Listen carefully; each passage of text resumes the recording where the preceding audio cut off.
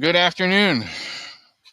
We're going to start doing a series on the journey of depression um, and how it's compounded when you end up in a situation where you become disabled and you're no longer able to do the things that you once were. Um, I think it's important to share stories like this with others because it helps to show others that there is hope, that there is a light at the end of the tunnel, even though it doesn't feel like there is. And to encourage people to keep fighting through whatever they're going through. So we'll start out by introducing myself. I am Chris. They call me the Sasquatch. Um, I am co-founder of a nonprofit that helps veterans and others called Bridging Pathways for a Better Life. I get to talk to people from all walks of life, from all different backgrounds, and you learn a lot from them. First thing you learn is that first there's always going to be people that do better than you and people that do worse than you. Um, so you kind of learn to use that to gauge how to feel, how to not let the depression get the best of you over time. It's not something that comes right away. Um, you will learn. To give you some background, I was diagnosed with manic depressive disorder when I was in high school. I ended up having a nervous breakdown. Um, had lots of death in my life at that point, and it really got to me. And then pressures with school and with girlfriends, and yeah, I just ended up having a breakdown. Went into inpatient treatment. I was in there for about 2-3 weeks, and I learned from what they taught me. They taught me coping skills. They um, taught me how to work through things instead of letting them build up. Um, so it's a work of progress. You are never going to get to where you want to go easily most of the time. Um, so um, when I got out of the hospital, I went through counseling for a little bit, um, and I couldn't see paying somebody to sit there and just listen to me talk while they knitted. That's what my counselor did. Um, yeah, paying $175 an hour to have somebody knit and just wanting me to talk to them. Um, and I wasn't a talker back then. I really wasn't. You know, if you wanted to know something, you had to ask a question in order to get the answer. And she didn't want to ask questions. She just wanted me to tell her how I felt and what was going on. So I ended up leaving that. And um, I've developed my own coping skills on how to deal with stress, how to deal with people that aggravate me. Um, and I found that the best place is usually to just directly confront it. Um, in my opinion, with me, um, don't confront anything while you're angry or upset. Try to build up a support system of people that you trust, that you can talk to about situations that you know, um, that you hope they'll keep between just you and them, and somebody just as a soundboard to talk and bounce ideas off of. um, but yeah, you need people that will support you, that are going to be there for you. um, Without that, you've got it's really difficult. It really is. um, but here's the biggest thing: don't let your depression keep you from taking and meeting people, talking to people. I know how it gets in the back of your head and it gets you thinking, I shouldn't do this. These people won't like me. I don't have anything to bring to the table here. Our brain can be the greatest miracle in the world and at the same time be our own worst enemy. When we get to thinking and your stuff starts coming into your mind, it's not always a good thing. Sometimes it's a good thing because you get creative, you get stuff coming through, and you can write or you can sing or you can, whatever. But then there's times that it just gets in there and it's just the most destructive force in your life is always going to be that voice in the back of your head that's telling you that there's something wrong with you and that the world doesn't like you. So, but as time went on, I guess I was about 32, 34, somewhere in there. I noticed I started having more pain. And my pain would go from my back through my legs. And after being misdiagnosed, firstly, with a knee injury, we found out that I had back issues. So,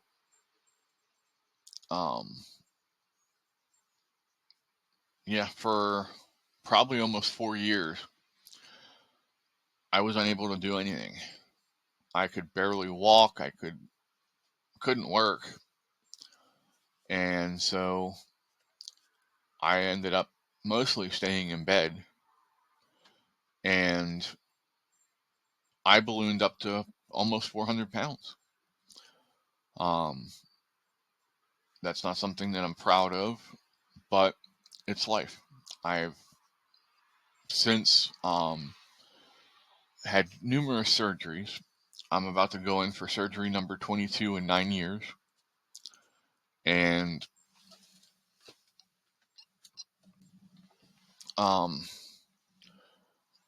I have people that go tell me that many surgeries aren't good for you. You shouldn't be having that many surgeries. You need to find new doctors. Well, I understand what they're saying. I really do. And I understand their concern for me, and I appreciate that concern. I don't want them to think that I'm just, discounting what they're saying, because I understand it. I really do. But had I not had my surgeries, I would not be down to about 260 pounds. I can actually walk pretty decent right now. I'm not doing any marathons or, anything like that, but I can walk a decent ways. And yeah, I'm more active now than I've been in many years. And I really appreciate my doctors. But again, it took a long time for me to find the right teams. Neurosurgeons, orthopedic surgeons, vascular surgeons. And it's a crapshoot out there. You have to make sure that you're doing your due diligence and finding good doctors. If you find a good doctor, stick with them. But yeah, so I mean, for those years, well, let's go back. While I was out of work, I felt like the most worthless piece of trash in the world. I did. I felt like I was leaving down my family. I had a daughter in high school, and it was a struggle to pay to get her to be able to do things that she had to do with school.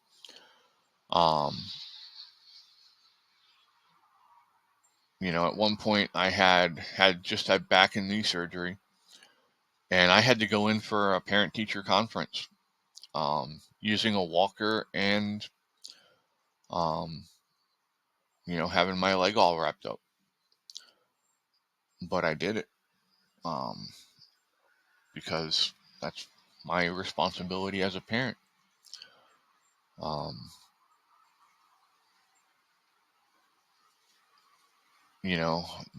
I definitely felt like a shitty partner.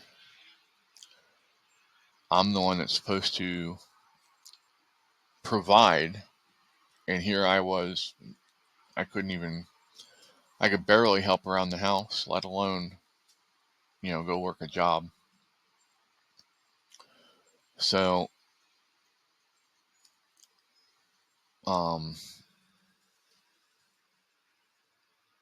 you gotta never turn down anything. You'll never know if something's going to work for you medically unless you sit down and you talk to the professionals that you trust and work through things and say, hey, what's the pros and cons of the situation? And work through things. You really have to learn to be patient. But with depression, you need to learn to persevere.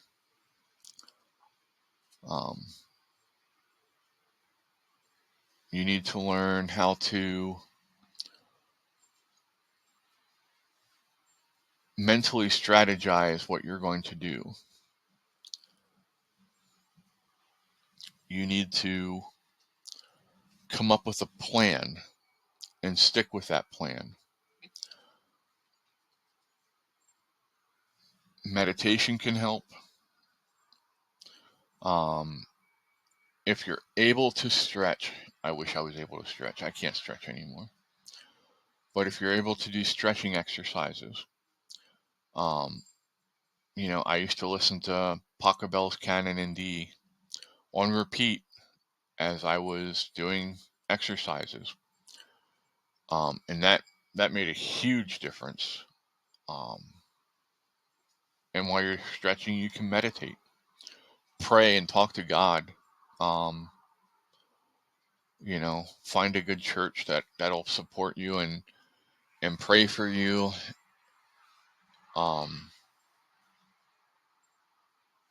And find people that don't judge you.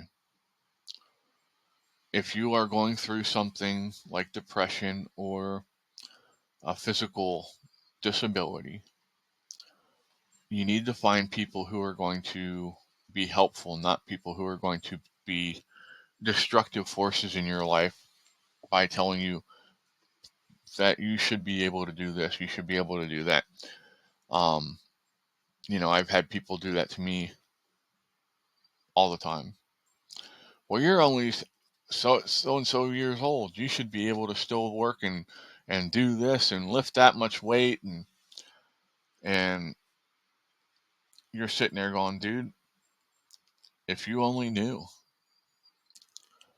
if you only felt the outside of my right thigh as it feels like somebody's dragging razor blades across it because of the sciatic nerve pain that goes down through my legs, and it goes the whole way down to my toes.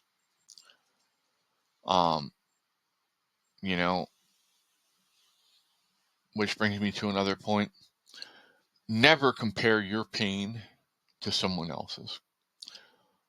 Your pain is completely different. Your tolerances are completely different, and honestly, there's just no point in doing it. What good does it do to compare yourself to someone else?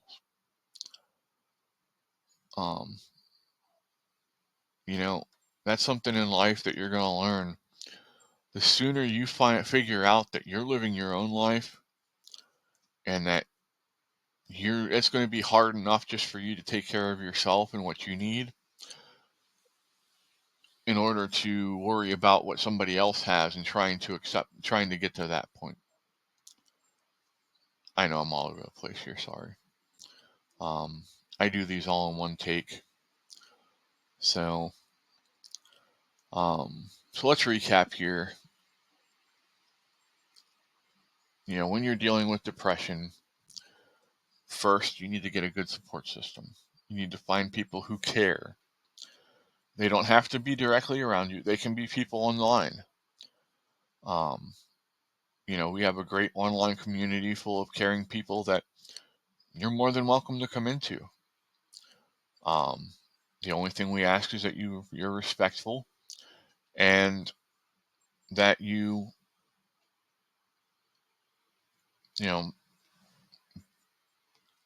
keep a level head. Disagreements are going to happen. We understand that. We just don't want anybody name calling, being disrespectful, that sort of thing. But 2 is finding ways that you can work through your depression, work through your anger, and those things. Music, lifting weights and playing sports used to be another one of my big things that I used to love to do when I was able to do them. But yeah, and finding people that you can talk to that you trust. That's honestly the biggest thing. If you are going through pain issues, we have a prayer list. You can reach out to me. I will have my phone number, my email address, all that in the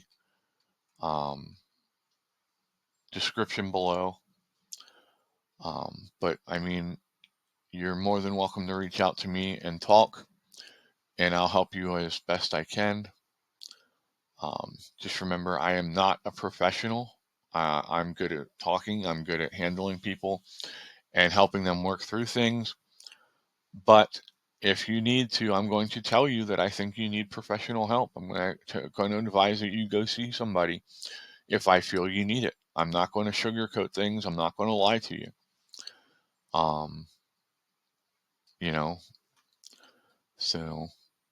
But I hope you're all having a great day. Remember, God and Jesus love you, even though that guy over there thinks you're a butthead, but, ignore him. I'm kidding. But now, please take care of yourselves and take care of each other. All right. Peace. We'll talk until later.